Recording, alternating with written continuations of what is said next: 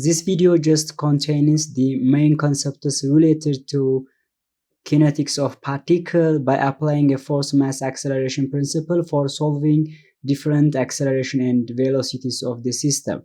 So the equation just stated that the 3,000 pound car is traveling at 60 miles per hour on the straight portions of the road, and then its speed is reduced uniformly from A to C, then at which point it comes to rest. Then compute the magnitude F of the total friction force exerted by the road on the tire, and then that is at just before it passes point B, just after it passes point B, and then just before it stops at point C. So let's see how the mechanism operates. As we observe here, when the particle started its movement, so it will have the speed is just like this from A up to B, and then it will enter the circular guide just like this, and then it will stop at point C. So during this travel, since there is a friction between the tires of the car and then the road, so there will be a frictional force. So due to that frictional force, let's see what that magnitude will be. Here we have to know that this operation is on a horizontal plane. Okay, it's not a vertical plane. So if you see this animation or this car is traveling, and then the view is from the top view, we are viewing from the top side, then it is totally different from this magnitude. To clarify this, if the object is not on the horizontal plane, that means if it was on the vertical plane, the orientations of the car will be just like this, and then when it starts moving, it will be just like this, and then it will travel in this way. Once it travel, it will have some inclination just like this, so it may not just go beyond this part, so it will retain to its original position. So in the case of the equation, we are looking from the top side, we are not looking from the front or from the side part, so it is on the horizontal plane. This is just for the comparison. And then we have to know that if this is on the horizontal plane, we may not consider the weights of the car due to the gravity. So just let's see how we could apply the normal tangential coordinate system principle for solving such types of problem. Let's start from the given part. So our given will be listed in this way. So given, the first thing is the velocity when the car reaches a position A is given as 60 miles per hour. So velocity at A is equals to 60 miles per hour. So we have to change this one first into standard US customer unit. So to convert mile into feet, let's just multiply this one. Now the equivalence of 1 mile will be written 1 mile here, and the equivalent of that one is 5,280 feet. And then to convert hour, let's multiply 1 hour on the upper part, and then the lower part equivalent second is 3,600 seconds. So now mile will cancel out mile, and then hour will cancel out hour. Finally, we'll have feet into second. So velocity of A is equal to 60 times 5,280 over 3,600 in feet per second. And then if you just multiply these numbers, finally you'll get velocity of A at 88 feet per second. Now velocity when the car reaches at position C is 0, because it will start to stop in that point. And the weight of the car is given as 3,000 pounds. So those are the given parameters. The other given parameters are listed on the figure, so we don't need to write one by one. Now let's try to evaluate what the required parameters are.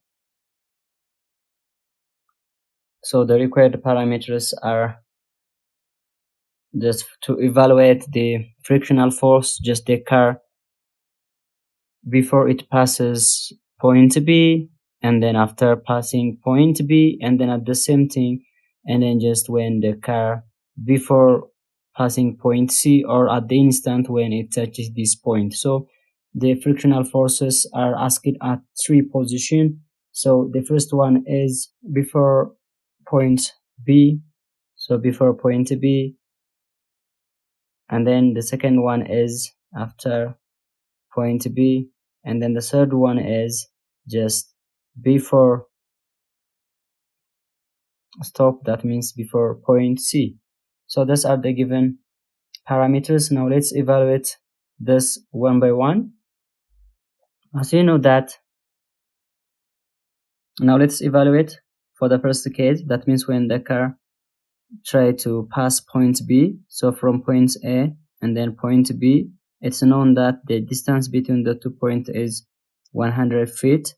So, and then we know that the velocity of A, but we don't know about the velocity of B. We have to know the velocities at each position, because once we get that, we'll try to find out the frictional force by using the summations of force in the normal and tangential direction. So to do that, we have to find out the velocity at each position. So we don't know about the velocity at point B, so we have to evaluate it first.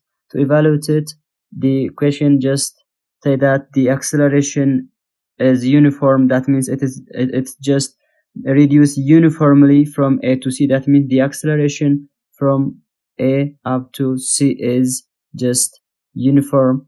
So if it is uniform, we can apply the uniform acceleration formulas. So among that, we know that if this are a constant, so the final velocity is equals to initial velocity plus 2 times AS. So this is one formula for uniform acceleration principle. Since we have a distance and then the velocity relationship here, so we can use this formula for evaluating some unknown parameters.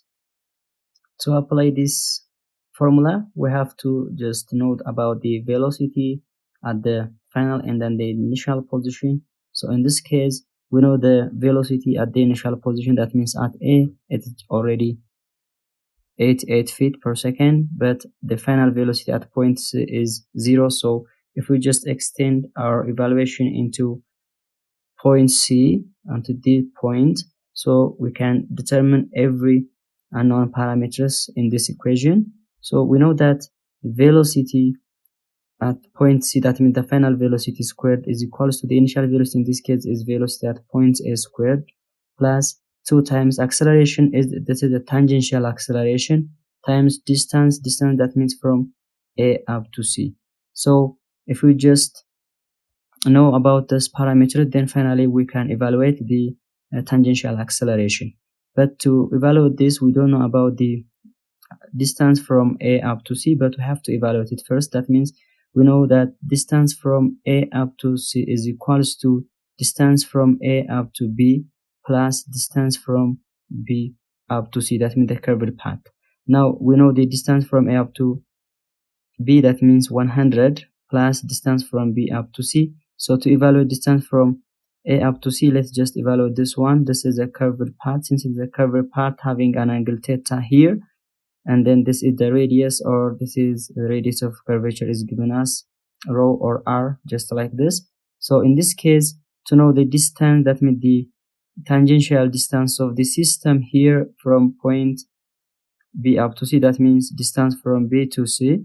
This is just a segment, so we can evaluate distance from B to C is equals to theta over 360 degree times the circumferences of the circle, that means 2 pi r. So if we can apply this formula, we can know about the distance from B up to C. So in this case, it will become theta is given as 30 degrees, so 30 over 360 times 2 pi times r, in this case is 250. And then if you evaluate this numbers, then finally you'll get 131 feet.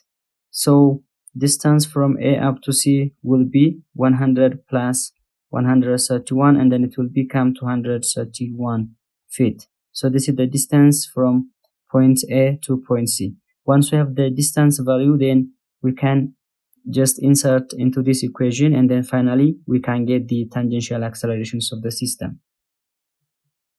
Now let's substitute the numerical values into this equation. That means v squared is equals to, that means at point C is equals to point A velocity squared plus 2 times tangential acceleration times distance from A up to C. So the only unknown parameters are tangential acceleration. If you rearrange this equation, finally we'll get tangential acceleration is equals to vc squared minus vs squared over 2 times distance from A up to C, and then insert the numerical value, that means 0 minus 88 squared over 2 times 231, and then if you calculate these numbers, finally we'll get negative 16.76 feet per second squared. This is the tangential acceleration from point A up to point C. As expected, this is uniformly decreasing acceleration, so it is a retardation, that is why it's negative. We cannot determine the velocity at point B. That means the final velocity in this case will be when we take the segments from point A up to point B. We know that the velocity of A, and then we have to find out the velocity of B. To find out this, we can use the uniformly accelerated motion formula. That means final velocity in this case is velocity of B squared is equals to the initial velocity is velocity at point A plus 2 times tangential acceleration times distance, in this case is distance from A up to B. Putting the numerical value, then finally we can get the velocity of B, that means velocity of B squared is equals to 88 squared plus 2 times acceleration, in this case is minus 16.76. It's uniform throughout the position, so times distance is in this case 100, and then if you substitute the numerical values and then evaluate it, you will get 4,392 as a velocity of B squared.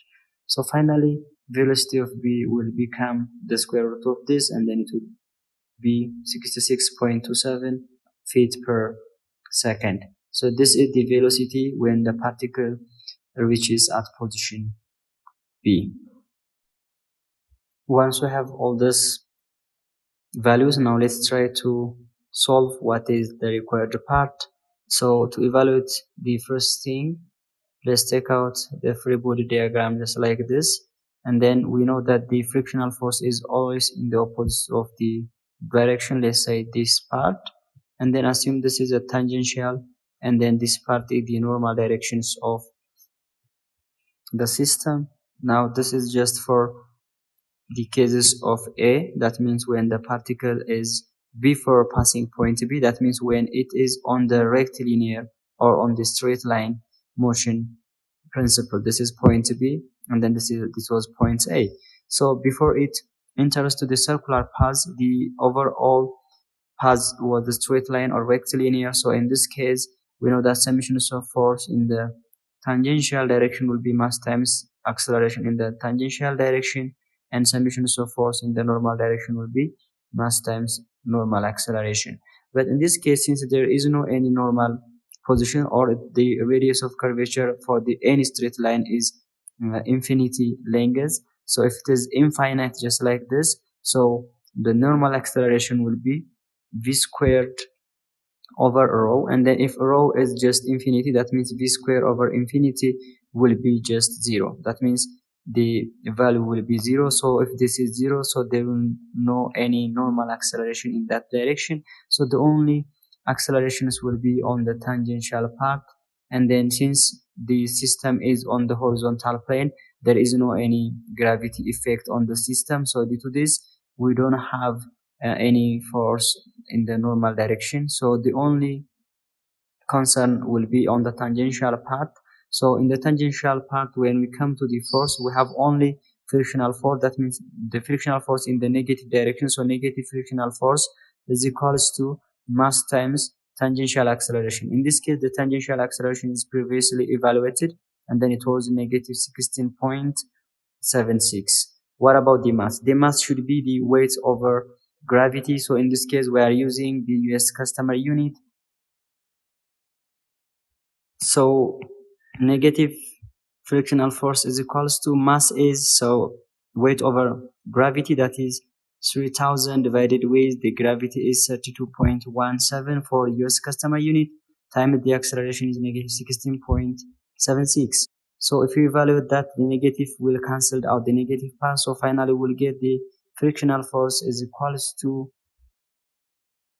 1563 pound. So this is our answer. Let's write this is as answer for just it passes point B. what will be just the frictional force when the particle passes point B. That means at the instance of the particle passes point B, it will enter into the circular part. So if it enters into the circular part, so in this case, we'll have two portions with coordinate system as the tangential part and then as a normal coordinate system, just like this one. So it will have two components. So in this case, we have to evaluate both forces in the normal and the tangential direction, and then finally once we have that, we'll calculate the frictional force. Now let's evaluate into the normal direction first. Now summation of force in the normal direction is equals to mass times acceleration in the normal direction, which is equals to the mass is 3000 divided with the gravity, which is 32.17, times the normal acceleration can be evaluated by v squared over rho. In this case, v is the velocity at point B, so we know all these values, so substitute this as a numerical values, then you can get summation of force in the normal direction will become 3000 over 32.17 times the velocity at point B is previously evaluated as 66.27 squared over, in this case, r is 250 feet. So if you evaluate all these numbers, finally you will get 1638 pounds. This is the force in the normal direction. And then what about the force in the tangential direction? So summation of force in the tangential direction will be mass times acceleration in the tangential direction.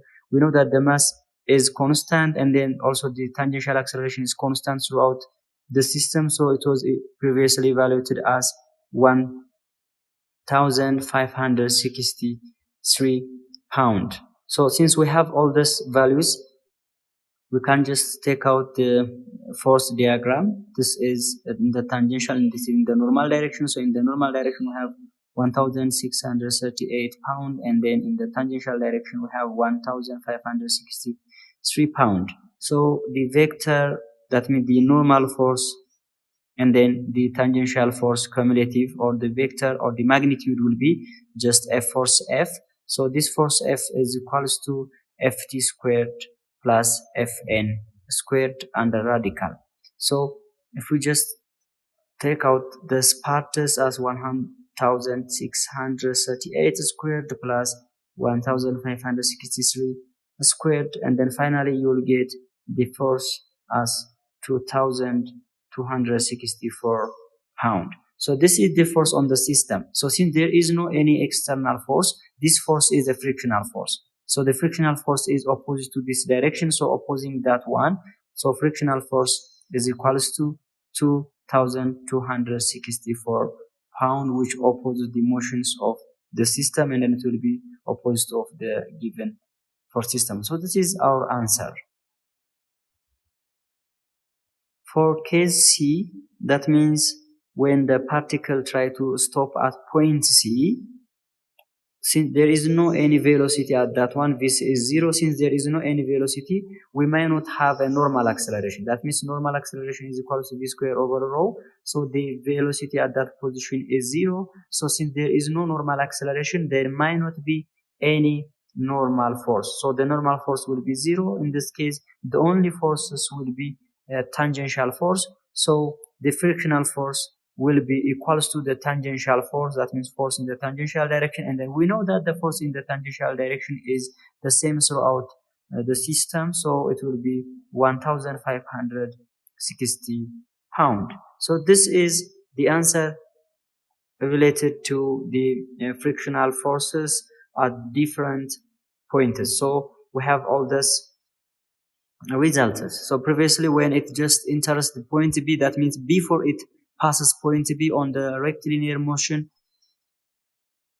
then the frictional force were 1563 pounds, and then when it enters at point B, that means at the instant of entering point B in the circular position, it is frictional force increases to 2264 pounds, and then when it becomes stop at point C, so it is frictional force will be the same as the rectilinear part, which is 1563 pounds. So this is